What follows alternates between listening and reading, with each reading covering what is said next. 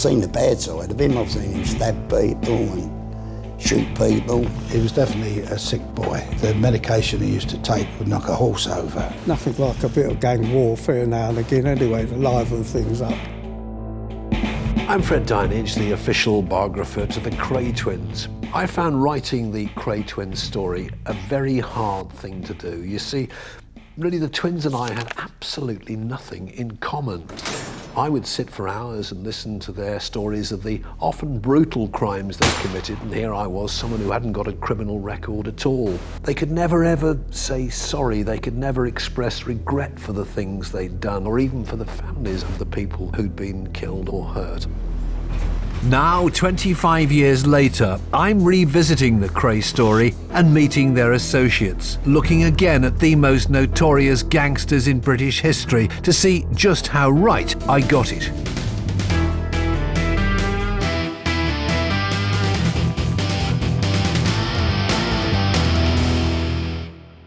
The book I wrote with the Kray twins, Reg and Ron, Our Story, was published in 1988.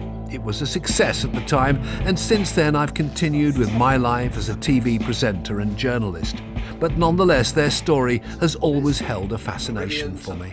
I first became involved with the Kray twins in the mid-1980s. I was introducing Coast to Coast, the ITV regional news programme for the south of England. We featured a father who wanted to thank Addenbrooke's Hospital for saving his daughter's life with a transplant. A few days later, I received a letter from one Reggie Krays saying he'd seen the film, he'd been very moved by it, he'd like to help the father raise some money. And he thought a good way of doing this would be to get prisoners at Parkhurst who were good artists to do paintings, which could then be auctioned off. I put Reggie Kray in touch with the father, and sure enough, some paintings arrived. We ran another feature on the paintings themselves, and a few days later, another letter from Parkhurst Prison from Reggie Kray saying, saw the item, loved it very much. Would you like to come to Parkhurst and meet me? It was an invitation. As a journalist, I couldn't refuse. I did go and see him. We got on fine.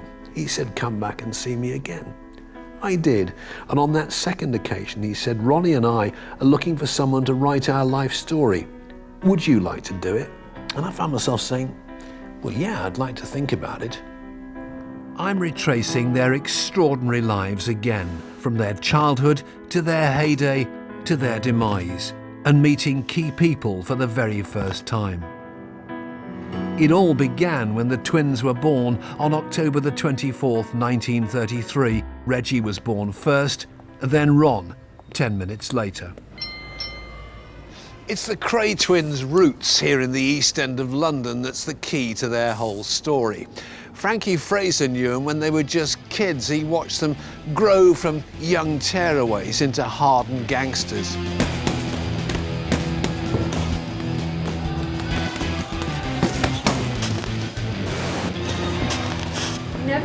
I'm looking forward to meeting Frankie because the twins spoke such a lot about him, and Reggie said to me once that Frankie Fraser was the only person they were actually ever frightened of because he was mad. Frankie Fraser, it's lovely to see you after all these years, and what a fantastic setting to be in, this Repton Boxing Club. I love it, it's terrific. The atmosphere is still as it always been. Why do they call you Mad Frankie Fraser? Well, after being certified 3 times, I can't expect to be called fucking sane Frankie, can I? Reggie and Ronnie, you knew them when they were kids? Yes, I did, yeah. Well, I used to, when I was 19, I'd just come out of Chelmsford Prison, and I used to drink with their father, this during the war. And sometimes when the pubs used to shut at 3 o'clock in the afternoon, we'd normally go to a club, or sometimes I'd go home with their dad and have a meal. Well, they were 9 years of age. They used to call me Uncle Frank. Years later, we had a good laugh about it, yeah. What were they like when they were kids? They were all right, yeah. Very respectful, yes. Their mum and dad brought them up well that way, yeah. The twins did most of their growing up on Valence Road, They lived with their mum, dad and older brother Charlie. Fighting was a passion for the boys. They loved to box, and as they reached their teens, they were winning championships. And what about the twins' dad? What can you tell us about him? Well, he was a good man. I liked him. When they were growing up, he was on the run at the time, their dad. He was hardly ever home. And he did get a little bit shifty then as he was getting older, yeah. So he wasn't really a very good influence on them. Their mum was their best one. They worshipped her. Can you describe her to me? Well, she's a typical lovely mum, as mums should be. Yeah. She worshipped them. My mother was simply a wonderful woman. No man ever had a finer mother. We often had no money and very little food, but she always made sure that Reggie and Charlie and I had something to eat and something half decent to wear. She never gave in to despair or frustration, even when times were bleak and the future seemed to hold nothing. I would kill any man who spoke ill of my mother. The teenage twins were developing promising boxing careers. Reg was the London Schools champion and even turned professional. But their chance to forge a career in boxing was cut short when they got into one fight too many and ended up in the Old Bailey at just 16. From then on, the boxing promoters wouldn't touch them. Reggie Kray had asked me to write the twins' life story, but first I had to meet his twin brother, Ron, who was at Broadmoor Hospital for the Criminally Insane at Crowthorne in Berkshire. And I'll always remember, as I was walking towards that very forbidding main entrance into the hospital, a white limousine pulled up alongside me with blackened windows. One of the back windows dropped down, a puff of smoke came out, and I heard a voice saying, "Fred Dinenage?" And I said, "Yes." And he said, "I'm so-and-so and so-and-so." I won't mention his name, but he said, "I run a lot of London's Underworld. I'm a close friend of Ronnie Kray. If you write this book, you're going to look after him, aren't you?" And I said, "Of course, it'll be very honest." He said, "That's okay." Window went up, the car drove off. I went inside, met Ronnie Kray. We had our meeting, we chatted for an hour or so, got on okay. At the end of it, Ronnie Kray looked at me and said, "I agree with Reg. You can write our story." During that first meeting with Ronnie, it was hard to imagine him as an eager young man. In Broadmoor, he was quiet, but underneath, there was something unnerving. Whenever I met the Kray twins, it was obvious they still had enormous power, even though they were inside. Whatever they wanted, they generally got. And someone who helped them in that direction, a great friend of the Kray twins, indeed a man they had tremendous respect for, is a guy called Freddie Foreman, a real godfather of British crime. Never actually a member of the Kray firm, but certainly what you might call an enforcer. Well, Freddie Foreman in Polici's here, this Italian cafe in the East End of London. And what's come through to me, all of this, is that you are just about the most respected figure still in the East End. How did you come to meet Reggie and Ronnie? Well, I met them through Charlie, their brother Charlie, who was older than them. And then the twins were only young then, but there was something about them that was destined for to be notorious, you know, because they was a bit unruly, to say the least. I remember the first time I went to their home, they were out in the backyard punching the daylights out of each other, you know, and the old man and Charlie had to go out and stop them. But he used to say to me, "Charlie, have a word with them, you know, the twins, and see if he can talk some sense into them." But of course they was too young and fiery, they wouldn't listen to what you had to say. You go in one ear and out the other, they still do what they wanted to do. Ronnie and Reggie were called up for national service when they were 18. The twins fought conscription and spent 2 years running from the army. At times they got caught, and legend has it they found themselves locked up in the Tower of London.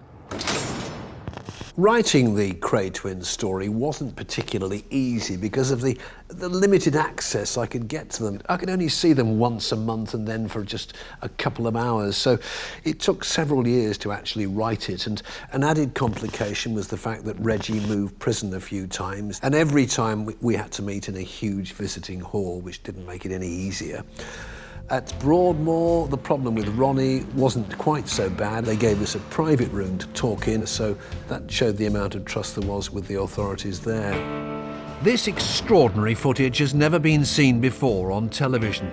It shows me talking to Ronnie Kray in the corridors of Broadmoor. Ronnie was legendary for always being immaculately dressed, as you can see here. And they called him the Colonel because of the way he marched everywhere. But the Kray twins could actually reach you, find you almost anywhere, no matter where you were, even though they were both inside. I'll always remember one Sunday morning I was having a bit of emergency dental treatment at a hospital in Portsmouth. I just sat back in the dentist chair. He was just about to stick the needle in my gum when I heard a phone ring outside. The receptionist knocked on the door, stuck her head round the door and said, "There's a phone call for Mr. Dinenage." The dentist was horrified. He said, "What?" He said, "Who is it?" She said, "It's someone called Reggie Kray." "God," said the dentist, "you better answer it." I'm Fred Dinenage, official biographer of the Kray twins. They told me their story over a number of years from their prison cells. And now I'm revisiting that story with help from their associates to see how right I got it.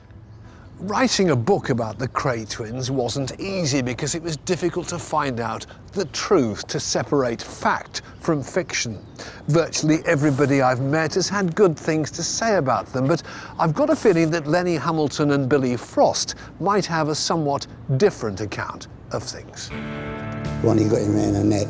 They started cutting him down the back, stabbing him. Reggie had a great big hunting knife. He went, "Do it fucking properly, put it up his guts." This pub was run by the Krays' mum, Violet. Firm member Billy and jewel thief Lenny knew it well. How did you both meet the Kray twins? Well, I met him when I was about 18. I was on the run from the army. I used to go to a dance hall called the Royal over Tottenham. It used to be the in place at the time. And that's where I first met Ron and Reg. And I first met him when I'd been out of the army about 6 weeks, and I was walking down Badet Road off a Mile End, and I see this big fella having a fight with these two young fellas. So I went over and helped them. They got away. He was a copper, he arrested me. He said, "Do you know who they was?" I said, "No, who are they?" He said, "They're the Kray twins." He said, "I was arresting them, they're on the run from the army."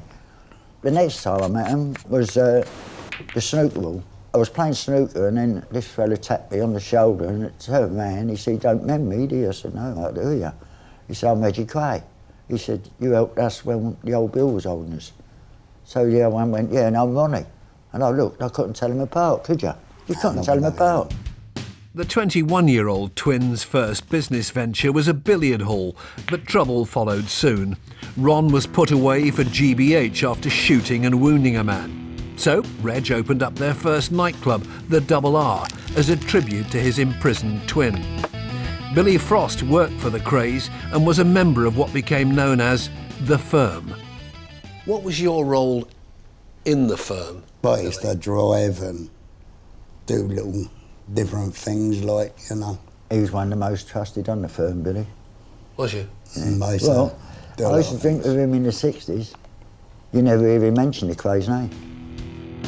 Still only in their mid-20s, and they were running clubs and protection rackets with sidelines in fraud, armed robbery and arson. Were they greatly feared at the time? Oh, they were, yeah. Over a period of time, their reputation spread. But when it first started, people went to them because if they had a troublesome business, a nightclub or a public house where it's a bit rough, they would welcome the twins into the business and put them on a wage because they would have no more trouble. You know, it was a sort of protection business that was beneficial to both sides. High-profile celebrities were attracted to the danger of being associated with the Krays. Film stars, music idols and politicians were queuing up to be friends with the Glamorous Gangsters. Reggie and Ronnie were always surrounded by celebrities, weren't they? You know, show business people, singers, etc. What do you remember about that? Well, their reputation spread even to America, because when all the stars came over here and appeared at the Pigalle or different shows in the West End, they always sought out the twins for some reason or other. I don't know why, but it wasn't as though they were supplying them with drugs or anything, you know, to get any drug. They wouldn't touch anything like cocaine or puff. They never used anything like that. Which celebrities do you recall? Oh, well, bloody hell, they never stopped. I mean, Barbara Windsor was the first one, of course, because she became a great friend, and she helped my son Jamie out in his career when he started acting. But going back further to the 60s, Jane Mansfield was one with her husband, but then there was Tony Bennett, Judith Garland, Sophie Tucker, Billy Daniels. It was on that night, with Ron and me done up like dogs' dinners in our bow ties and dinner jackets and surrounded by the rich and famous, that I realised we were well on the way to making it to the very top. To the very top. I felt so powerful that night. I felt nothing was going to stop us. As the twins' power base grew, their personal lives moved on. Reg had fallen for Frances Shay, whom he married in April 1965, and it was no secret that his brother Ron was gay. What were your feelings about Ronnie Kray? I liked Ronnie, I really liked him. He was really, to me, a nice fella, you know. I've seen the bad side of him, I've seen him stab people and shoot people, but I still liked him. And Reggie was the same. I used to drive Reg about and all. A lot of the time, Reg was in like conflict within himself, if you know what I mean. I think he was discovering what he wanted to be. He had a beautiful wife, Frances. She was a lovely girl, you know. What happened there? He never, ever had anything sexually to do with that girl. Reggie, even the dad would tell you that, old Charlie. And she died? She killed herself, didn't she? Took her overdose. Over there. Look what they done to her, Bill. Oh, you know, Len, it's all supposition what you're saying. No, it ain't. No, it ain't. It is, Len. No, You because didn't know, Exley told did you? me. Who? Billy Exley What did told he me. know? He was dumb as arseholes, Billy. So Oh, that's go what away. he was. Billy Exley told me. He used to God, make dear them. Lord. He used to drive them about. Frances committed suicide, overdosing on barbiturates, only 2 years after she married Reg. Rumours still persist about her death, and some people don't think it was even suicide. It was another extraordinary chapter in the life of the twins. For me, their personal and criminal lives were fascinating to write. However, everyone, it seemed, wanted a piece of their story.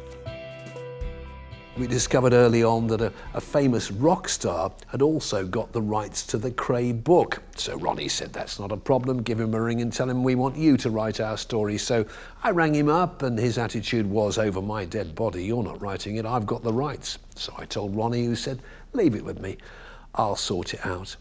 And a few days later, the aforementioned rock star rang me up and said, actually, I've changed my mind, you can write the book if you want to. Interesting that, isn't it? Could you see that they were a little bit different, that they were going to be Yes, leaders? oh yeah, you could tell they were going to go to the top, yeah, definitely. Ronnie was the lively one. Reggie was a bit more laid back. Can you paint a picture of the East End for me in the 50s and 60s? Well, there was something about it. They had that hustle and bustle, and people like were all with one another then. There's a paradox about East End gangsters that's always puzzled me. On the one hand, they were boys who loved their mum and went to church, but on the other, they were vicious gangsters who destroyed families. I want to talk to a man who knew both twins very well and who indeed shared a landing at Parkhurst Prison with Reggie Kray for a number of years. That man, and he's quite a remarkable man, is called Bobby Cummins.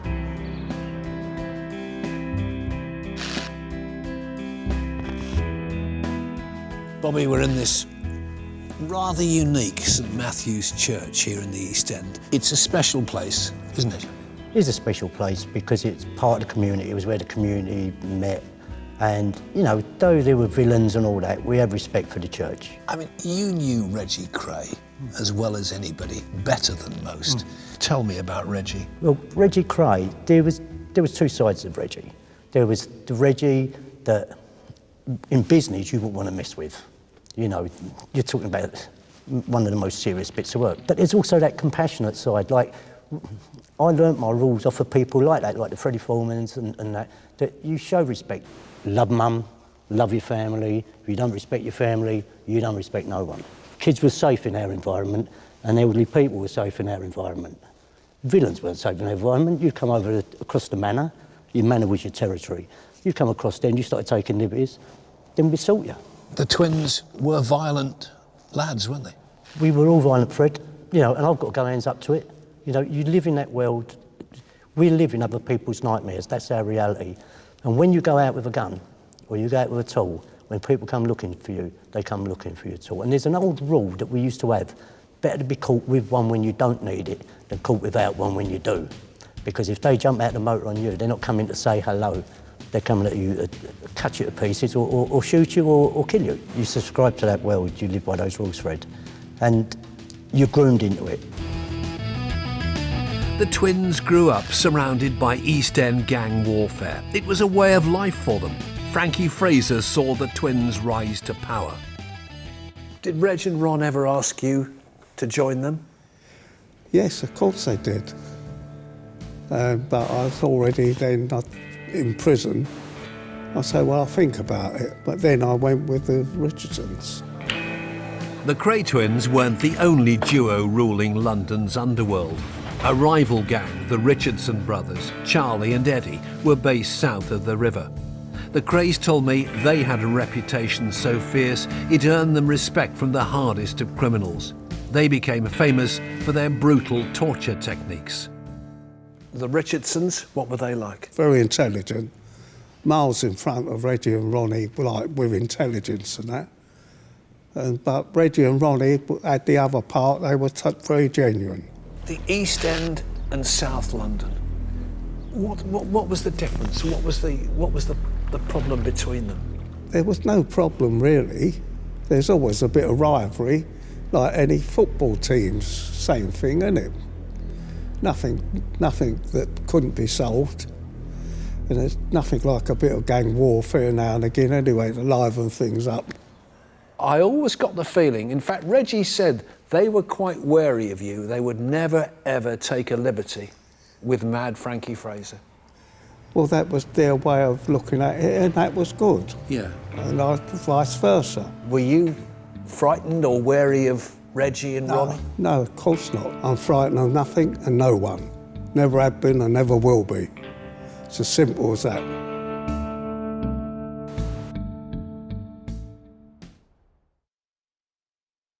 I'm Fred Dinenage, the official biographer to the Kray twins. The Kray twins' only regret, really, was the mistake they made in their eyes, that they shouldn't have committed the crimes themselves. They should have got other people to do it for them. There were many times when I thought, should I really be writing this book in the first place? But then I thought, I'm a journalist. This is part of our criminal history. It should be told. And now I'm going back to that story to make sure I got it right. Talking to Krays associates about the highs and terrible lows of the infamous gangsters. Out of the two twins, I preferred Ronnie, though he was definitely a sick boy. He was sick. The medication he used to take would knock a horse over. Lenny Hamilton was an East End villain and known associate of the Krays. He got on the wrong side of the twins after an altercation with a member of the firm. He vividly recalls the night when Ron's mental instability caused him real harm, an indication that Ronnie was starting to lose control. When I got up there, I knew it was something was dodgy because I had geezers standing that side of the walls, geezers standing there, and I said, "Oh, out there, Lenny's out there." Well, when I got out there, it was a little kitchen, and he was standing facing me. His back was to the gas stove then. And he said, "I'll sit there," he had an old armchair in there. So I sat there. So he went in, no, he was going to one, didn't he, Bill? You couldn't hear what he was saying. And all of a sudden he went, "Oh, you can go now." So I got up to go, he went, "Get hold of him." So two of his men got hold of me. And as he turned, I see these pokers on the gas. They were like cold steels with sharpened knives on, but I call them pokers, like, you know. He came over to me, and I had black curly hair at the time. Burnt all the hair off me, burnt the suit off me. He went and got another one, held it across there, burnt all my eyebrows off of me. Well, that's how I'm nearly blind in that eye, and almost deaf in that ear. Because then he went and got an hammer. You know what they beat steak with, them hammers? And he smashed me in the ear, and done my eardrum, and all the blood come out, like, you know. And then he went back and got another poker. Can I swear? He said, "Now I'm going to burn your fucking eyes out." And he's coming at me with a poker, and someone shouted out, "No, Ron, not that." And he just stopped, like that. He said, "Right, you can go now." How did you feel about Ronnie Kray after that? I hated him. I didn't like him much before. People were terrified of him. I wasn't, I admit it, you know, because you never knew what you can do next. We were wicked little bastards, really. Wicked little bastards. Always getting into scraps with other kids, and sometimes with each other. Right from early on, when we were just nippers, we had a gang in our street, and we used to have brick battles with kids from other streets. We loved to fight, Ron and I. We loved to fight, Ron and I. Maybe it was because we came from a family of fighters. Maybe because we were brought up in an area of fighting men. Where did it go wrong, do you think, for the Kray twins? Well, they wasn't very brainy in many ways, and they did get lured by some funny people and get led into different situations that they couldn't handle. It was too much for them. What did for Ronnie, of course, in the end, was the shooting of George Cornell. Yes. What sort of bloke was Cornell? Well, that's the tragedy. He grew up with them, George Cornell, but he fell in love with a girl from South London, from Ellenham Castle. Very nice girl, top shoplifter. Fell in love with her, married her and moved over to her. And Reggie and Ronnie couldn't handle that. They thought he had deserted them. Tension between George Cornell and the Krays grew. On the 9th of March 1966, Ron shot and killed him in the Blind Beggar pub. Ron told me in that moment he'd never felt so alive. And George Cornell? Well, I just don't know what come over Ronnie. That's why I say on those drugs, when he got these manic urges on him, he would go out and do something really dangerous. He was a dangerous person, and nobody knew what he was going to do. He just went and did it. I mean, he just walked in there in front of witnesses and loads of people and shot the man in the head, you know.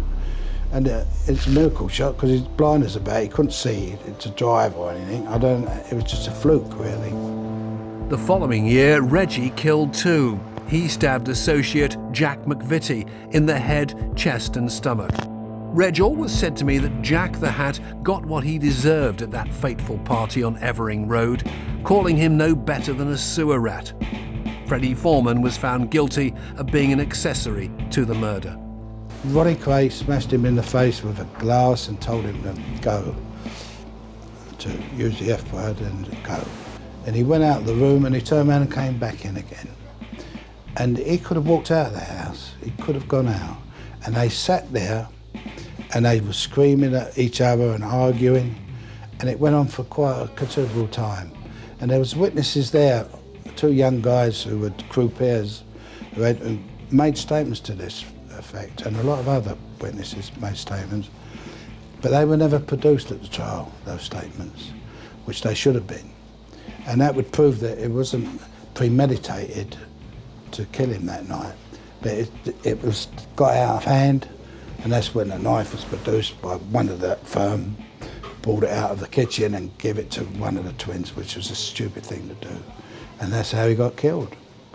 But it wasn't intentional that night. Charlie was the one who always came to me and said, can you help the twins out?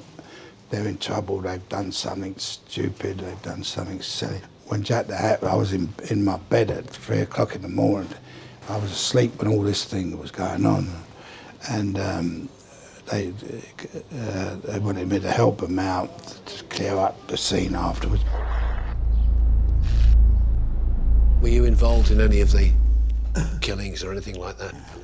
Well, I avoided that. Didn't want to know about things like that, you know. Didn't mind a few rows, but not that sort of thing, you know.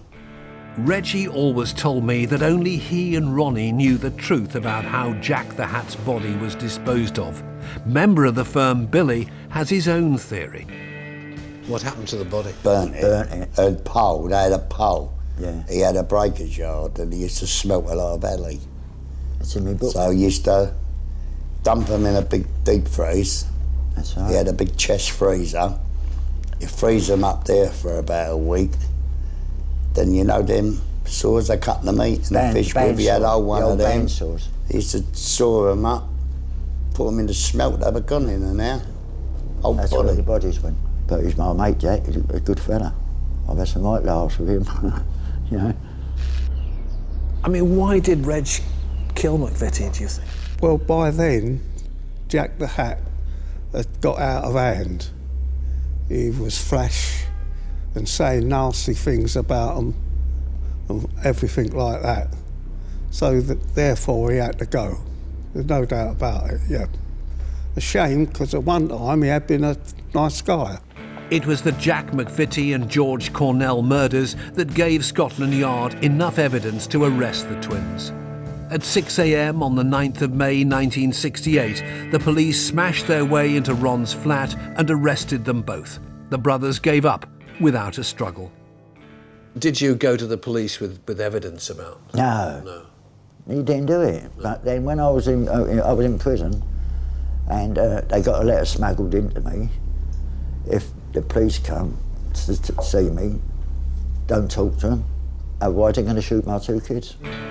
Lenny decided the safer course was to put the Krays away. He went into the witness stand and testified against them in their 39-day murder trial. The Old Bailey was full every day and tickets in the public gallery were selling for £5 each.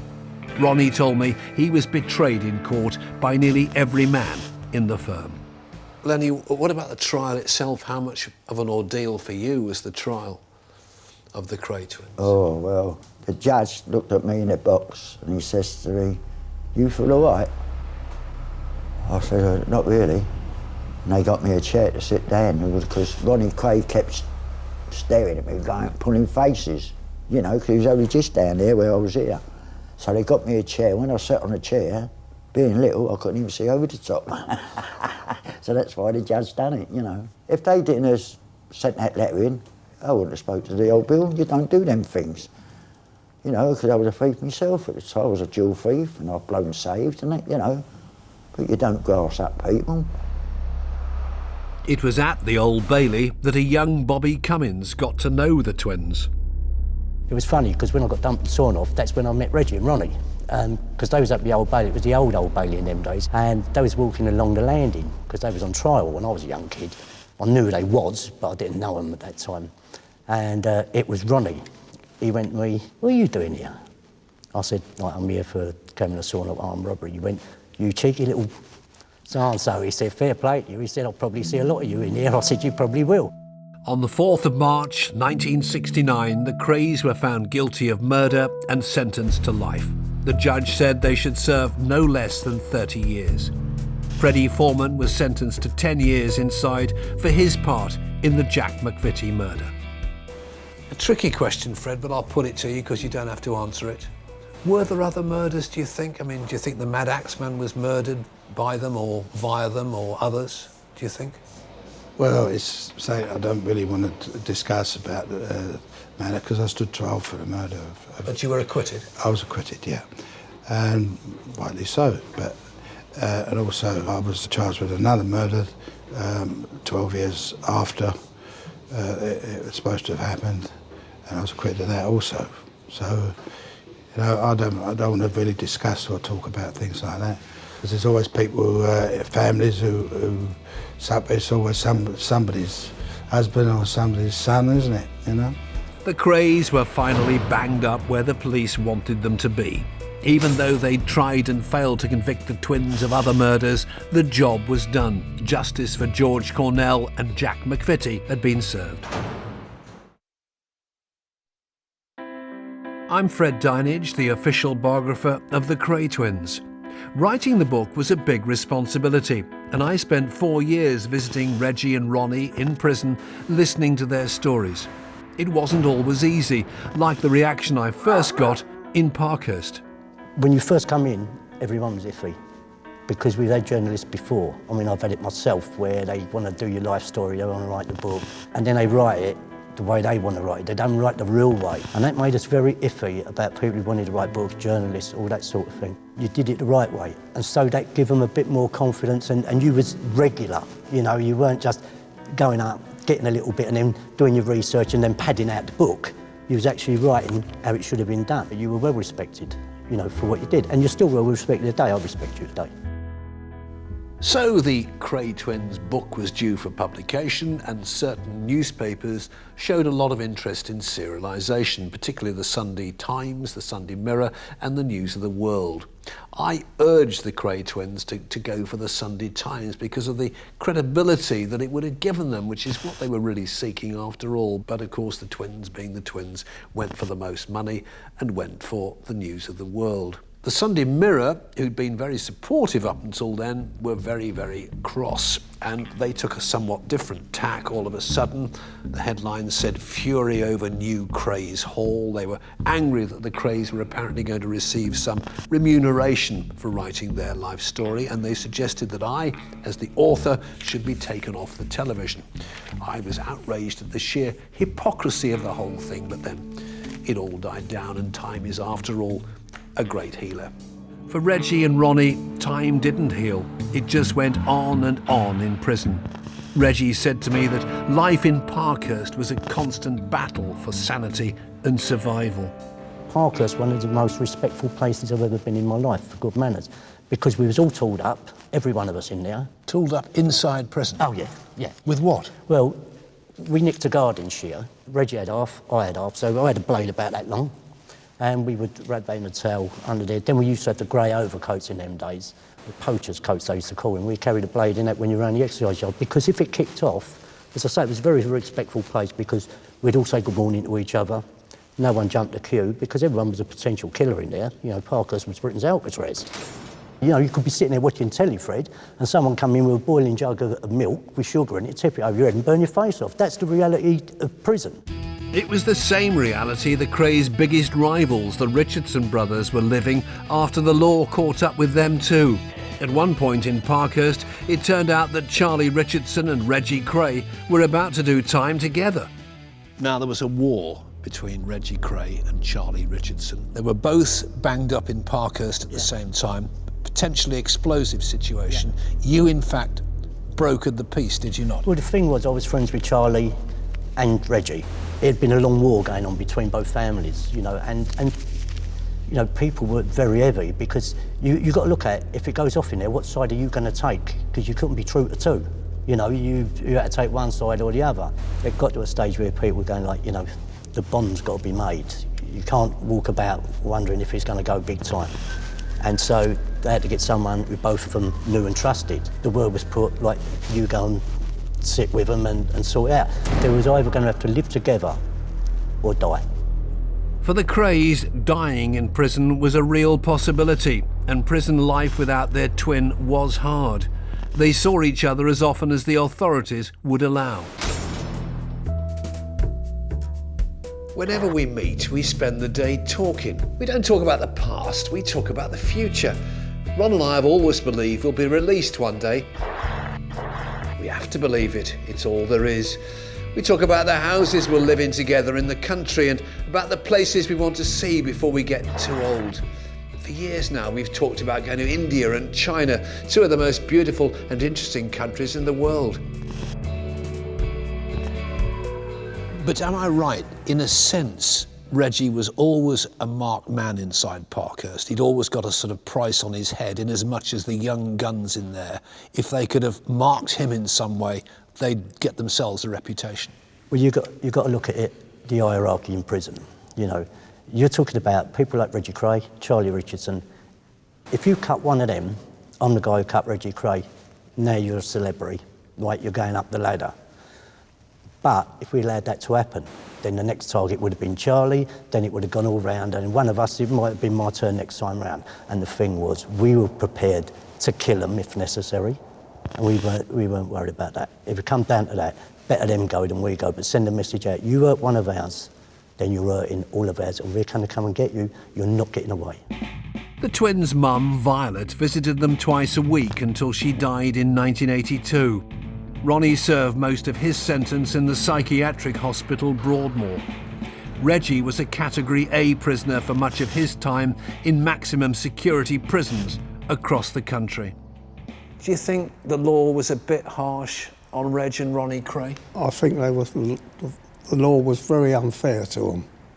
Very unfair.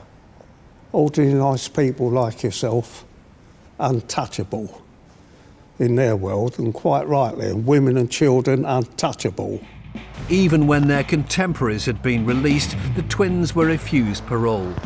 They weren't given the opportunity to leave their gangster days behind them, like Bobby Cummins. Now, your own career has been quite remarkable, because you were a bad one, and you were a violent man, you were a villain. Yeah. But by God, you've turned things around. Tell us what you're up to now. It was Charlie Richardson got me into education. He went to me, Bobby, and Reggie as well. To be fair, Reggie went, Bobby, you know, you're going to want to bang up here for the rest of your life, or dead, or you can go the right way. So your charity is called Unlock? Yep. It's Unlock, National Association of Reformed Offenders. And these kids matter to me. They're my kids. They're my kids dying on the street. And I don't want my kids for the future and laying on the bed that me, Reggie and Ronnie and Charlie laid on the bed that 200 people slept on before us, cut their wrists in, urinated in, God knows what else they've done in it. If you want people to change, what you've got to give them is the opportunity to change. The Krays never had that opportunity. I wonder what would have happened if the Krays had been given the chance to go straight. When I was writing the book, both twins told me they'd lead an honest life if released. Ronnie never left Broadmoor, and Reggie was only released on compassionate grounds a few weeks before he died. I was with him, Reggie, when he died. I sat up next to him in the bed when I released him. And Joey Powell and Johnny Nash, we went down to see him at this hotel. And I sat on the bed with him when he took his last breath, you know. It's weird that we went there that day. It seemed that he was waiting to see us before he passed away. It was weird. The whole family's died in prison. Sad, really. Before Reggie died, was he able to speak to you at all? Yeah. What did he say? say? He was very, yeah. We left him and he said, don't go. He said, you're coming back. We said, we're going to the bar because the doctor arrived to give him an injection. And when we went back down again, he was completely unconscious. Then he died there. I sat on the side of the bed with him. How did you feel? Oh, it was like the finish of an era, really. Sad. The Krays told me how loyal Freddie had been throughout their lives, so it seemed fitting then that Freddie should be with him in Reggie's last moments. Reg died from cancer at the age of 66. Ronnie suffered a heart attack and died at 61. Their older brother Charlie died aged 73. So all three Krays ended their lives, if you like, here, but you didn't come to any of those services? No, I didn't come to the services out of respect. And, you know, people would say, oh, you know, go to a funeral. It turned into a circus, and I didn't like that. I keep them in my heart. You know, I've got my memories when we used to laugh, have a cup of tea together, and discuss villainy together. And I'm not condoning what they did, you know. But in that life, we all did it because that was our life. So, what do the people I met think about the extraordinary Kray story? And I'll never forget one thing Ronnie said. never make excuses for what I've done. He didn't regret anything, he did it his way. And Reggie was the same. Reggie was the same. They lived their life the way they meant to live it, and they lived by their rules and our code of ethics, and they never sold out. It's surprising how many followers they've got all over the country, you know. So how can they still do that? How can they still have that kind of charisma, if you like, Well, all these years? You never had gangsters like them, did you, in East End? You never had gangsters like them. What sort of a legacy is it leave for young generations that are coming through to say, well, look what happened to them. You want to follow in their footsteps? The three brothers all died in prison. Sad story. And it doesn't advertise committing crime, does it? So what have I learned then from this journey back into the Krays legacy? Quite a lot, actually. I've learned a number of things I didn't know about Reggie and Ronnie Kray. I've certainly learned a lot about the people who surrounded them. And most surprising of all, I think, in many ways, is I've actually learned, I think, that Jack McVitie and George Cornell, their two victims, especially Cornell, were actually nicer men than Reggie and Ronnie ever portrayed to me. But the biggest lesson of all, I suppose, is the one that I already knew, and that is, except in exceptional circumstances, crime really doesn't pay. Certainly for Reggie and Ronnie Kray, it didn't.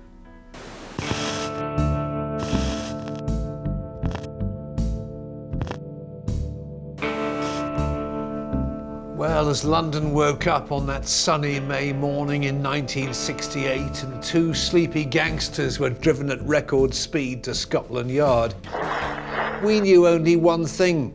The party was over, but it had been great while it lasted.